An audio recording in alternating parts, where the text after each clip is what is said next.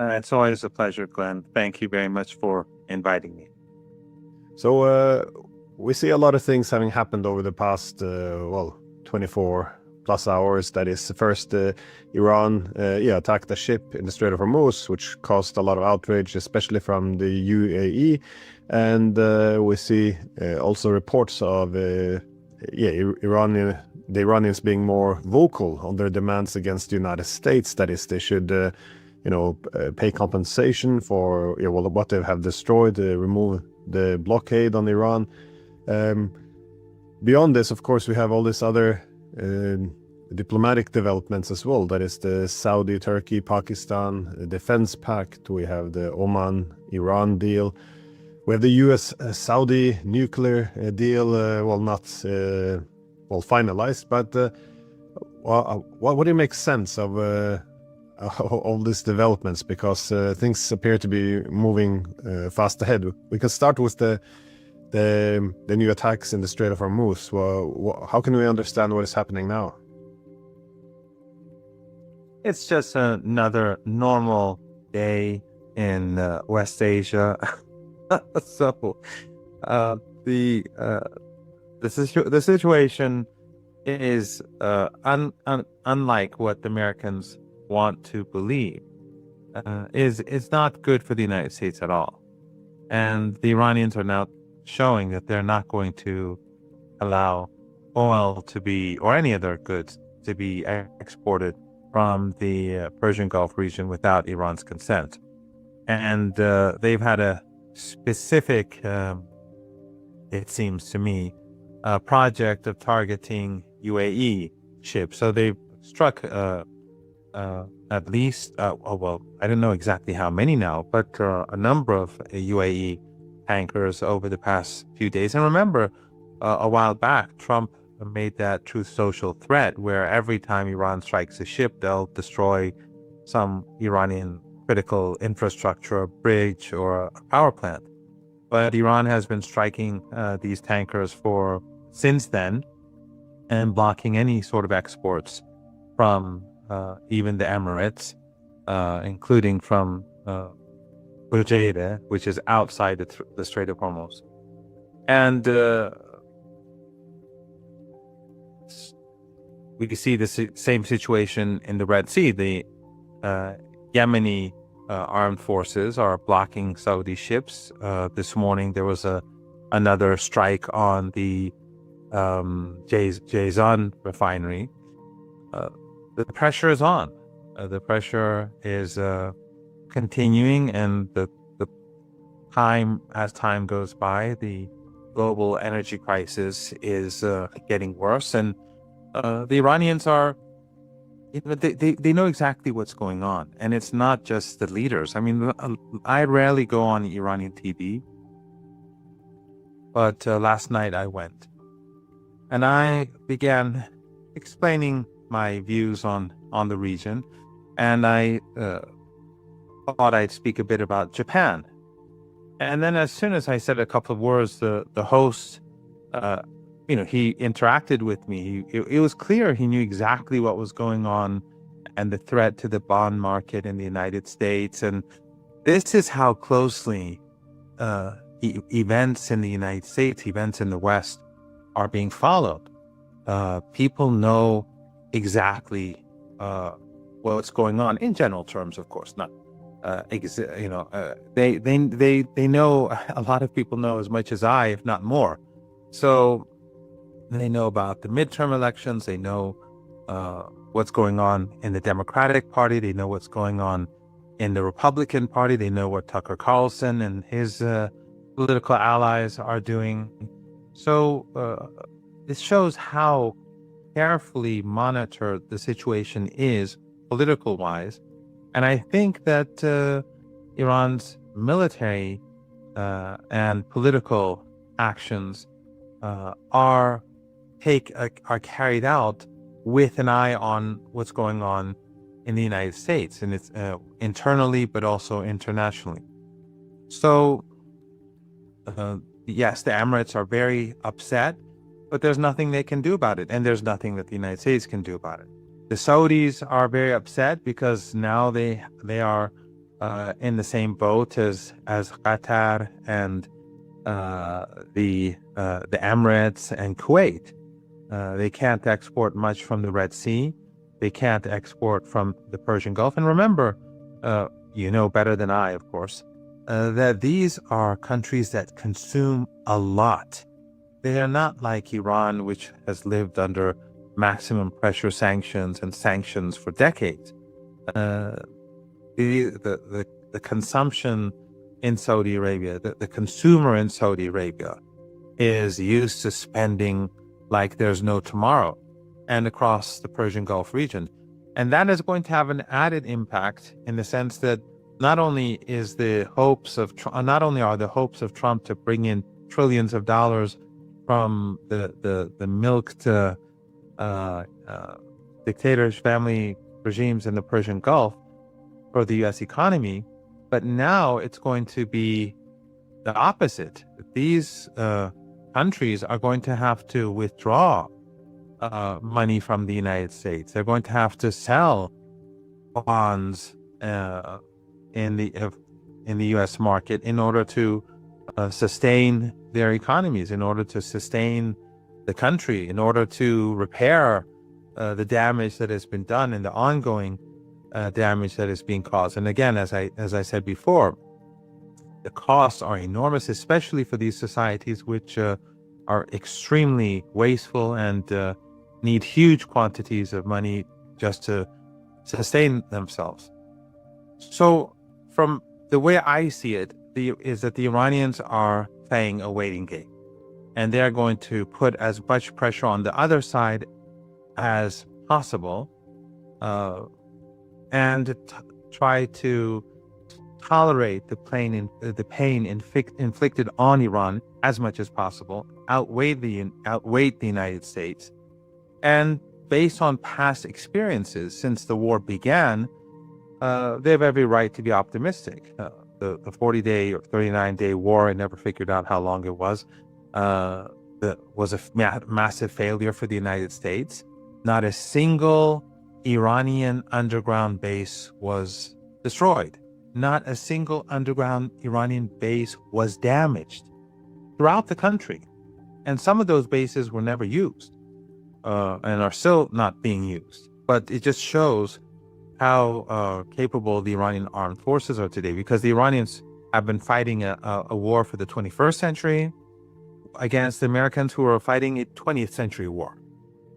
U.S. bases, Israeli assets, assets of the regimes in the region that were assisting the United States, all of them were out in the open, while all key Iranian assets were deep underground. Whether it's the factories, whether it's the missile bases, the drone bases, the bases that hold Iranian naval speedboats, the bases that protect Iran's air force, the bases that protect Iran's air defense systems, and other bases, command and control, and bases alongside the Persian Gulf that were created in case the United States carries out a land invasion. All of these are protected while Iran goes one by one and destroys U.S. assets on the ground. So I think it's quite clear why the Iranians would have that patience. And then you see the siege warfare. The United States tried to strangle Iran. Ultimately, it was the United States that had to agree to the MOU. And now we saw the statement by the Iranian Supreme National Security Council, the chair of the Supreme National Security Council, reinforcing the MOU, but it's sort of an MOU plus. These are not new demands. Some people seem to think that these are new demands or excessive demands. No, they're maximalizing the MOU. And as I said before to you on a number of occasions, for example, in Article 1, when it speaks of Lebanon, it also speaks of the other fronts. It doesn't name them, but in this statement, they're named. Palestine, Yemen, Iraq, these wars must come to an end. And of course, it means both Gaza and the West Bank. So the demands of the Iranians are not new demands, but they are saying we're not going to compromise on anything. When it comes to compensation, the Iranians demand full compensation. That is in the MOU. But the stress that is being put on these issues now is basically to send a message to the United States that we are not only are we not going to compromise on the MOU, we're going to maximize our demands within the framework of the MOU. Yeah, I always think that the US lost something quite important in the war against Iran. That is, during the post-Cold War era of US hegemony, the main perception of the United States, rooted in well facts, I would say, was that it was all powerful. That is, the main perception that you can't challenge the United States. It kept all countries at bay, and this was a huge resource for the US. But now, with every attack on Iran, you see the weapons stockpile driven down, which means there's whoever is the opponent of the US would have well, better cards to play. And also I guess the deterrence that is in the past, as Trump always screams out, or on Twitter, is that if anyone dares to attack the US, well, we're gonna blow up your country and destroy your civilization tomorrow if you dare to retaliate. But again, this pushback from Iran as well, we now see that well, there's not much the US can do really, short of nuking Iran. But it is interesting what they gambled on this war. Again, it's not just the Strait of Hormuz, it's regional partnerships. But yeah, it does seem that the economy, though, I'm wondering what the economic ripple effects would be from this, because in July, we see that the crude oil exported by Saudi Arabia to the US, it dropped to zero, we're told. I mean, it's hard to calculate the kind of economic and political repercussions this will have. Well, first of all, the Saudi Arabia will be destabilized. It's energy, it's money inflow, but also where it invests money into the US. I mean, the US needs this as well. It's the tech industry, which US is in an AI race with the Chinese. It needs its funding, the petrodollar system. Everything comes under a massive squeeze. So it's I think in the future this will be a key theme for academics. See exactly what the US gambled and lost on this war. I did want to though ask about this new defense pact, because we see Saudi Arabia, Turkey, and Pakistan all form this defense pact. All of them, of course, they are more or less surrounding Iran. That being said, they have very different interests and very different motivations. I was wondering, to what extent is Iran a target, or the reasoning behind this, and to what extent should the Iranians worry, or how might they react? Sorry, big question.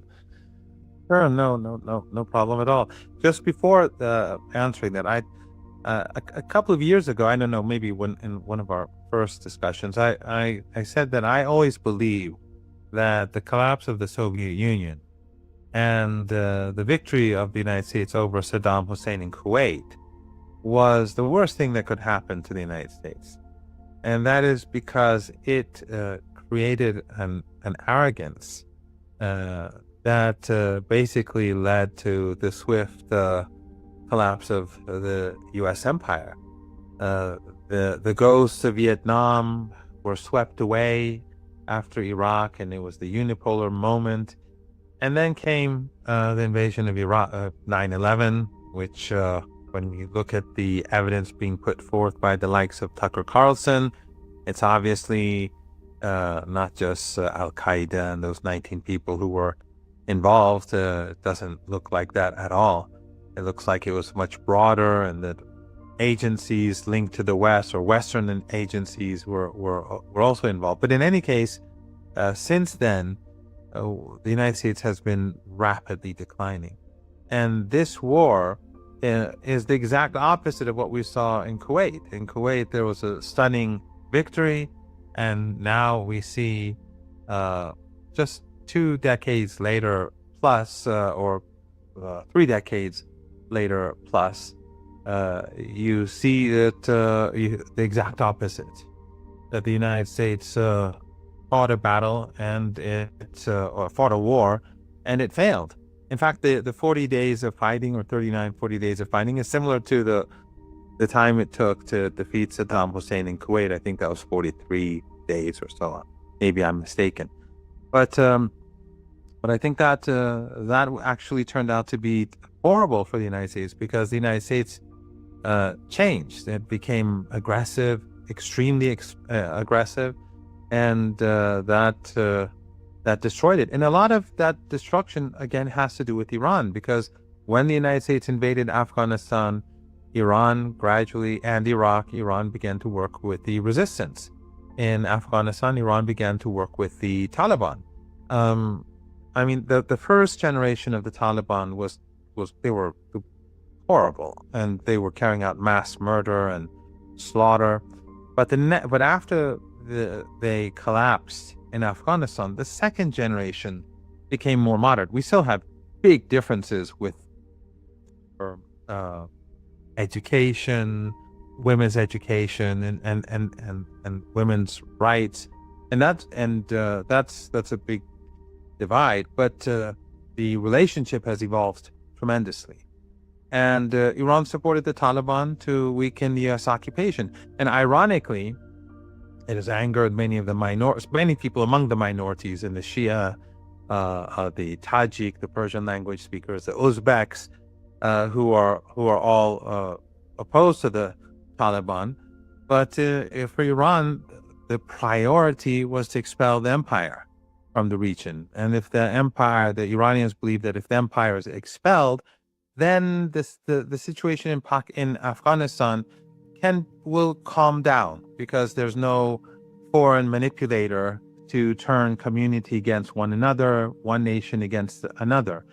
And the same was true in Syria. The Iranians supported the Syrian government to oppose the U.S. project and the Israeli project, which sadly regional regimes participated in.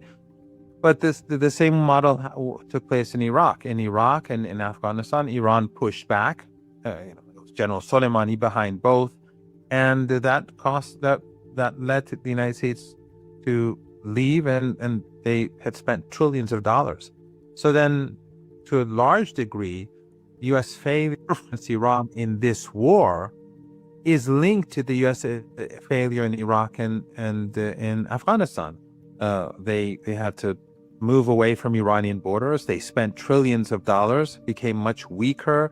The American people became, the economy became weaker. The American people became much more skeptical about these forever wars. And so, if it wasn't for Iran supporting the resistance against the empire in Afghanistan, in Syria, and in Iraq, and Lebanon, and elsewhere, in Yemen, then today it would have been a very different situation. The Americans would have been able to come forward with much greater strength. And also, I would add, and I'm not saying that Iran foresaw all of this, but Iran's support for Russia during the war, because Iran saw the expansion of NATO as a threat to itself as well. It was not just Ukraine, but it was also Georgia, and then of course Armenia and Azerbaijan would be next. So we already had Turkey as a NATO member, and then these added to it would have been would have made the threat even greater for Iran. So Iran's support for the Russians during the war also helped destroy a lot of the assets that NATO gave to Ukraine, and weakened NATO economically, militarily. Many of those air defense systems that were used in Ukraine, that benefited Iran. And of course, right now, the war in West Asia helps Russia. When the United States is forced to spend money on multiple fronts and waste its assets in multiple fronts, it benefits Iran and Russia. But with regards to the three leaders gathering in Saudi Arabia, the Turkish leader, the Pakistani leader, and Mohammed bin Salman, I think it's pretty clear that this is about Yemen. It's about the weakening position of Saudi Arabia. These countries did not gather over Gaza. They didn't gather over Lebanon. They didn't gather over the Israeli advancements in Syria. And they didn't gather over the horrific situation that's taking place in the West Bank. It is about Saudi Arabia being severely weakened because of its own policies. The Saudis helped the United States attack Iran. They co-conspired with the Americans against the Iranian people. They acted as the U.S. Air Base, the country. Not only did they provide airspace, they provided air bases. Not only did they provide air bases, they provided jet fuel. They provided everything that the Americans needed. They paid for the U.S. war as well. So all of the expenditures of the United States and Saudi Arabia during this period were paid for by the Saudis and Qatar and the Emirates as well. They paid for the U.S. presence, and that's true about Kuwait. So the expenditures on these bases, were paid for by these governments. It was so much that some of them were facing financial difficulty as a result. So Saudi Arabia helped the United States against Iran. They were part of the war. And then they went and provoked Yemen. They bombed Yemen at a time when they had imposed a siege. And the siege on Yemen had been going on for years.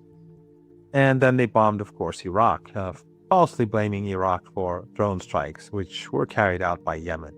And Yemen, again, today has carried out further drone strikes. But so it was basically for Saudi Arabia, nothing more. They tried to give it a different spin, but that's what it was. But I don't think it really matters too much for the Iranians. I mean, just today we saw a Yemen strike, Jazan, the Jazan refinery again, and they will continue to do so. And I don't see these countries getting involved against Yemen. It doesn't look good for them at all. They can, because people will remember that Yemen, first of all, for years, the Saudis, with the support of Turkey and other countries in the region, they carried out a genocidal war against Yemen, but they failed. It was like Gaza. They imposed starvation. The Saudis and Qatar were supporting it until the siege on Qatar. Then Qatar and Turkey tilted away from Saudi Arabia. But they were supporting it. But they failed. And Yemen today is much stronger than it was back then. And Saudi Arabia is much weaker than it was back then. So I don't really see them having capabilities to stop Yemen from striking Saudi ships or Saudi refineries or oil installations. So they don't have anything that the United States didn't have. And of course, so many of those munitions are depleted now. Those anti-missile, anti-drone munitions that the United States has been bragging about. We are all hearing the news and seeing the news about the current shortages. And also, in the past, Yemen has a history of wrecking the ambitions of other countries. Egypt under in the 1960s under Jamal Abdel Nasser, they invaded Yemen, and it was their Vietnam. And that's part of the reason why they failed so badly against the Israeli regime, because they had expended so much of their capability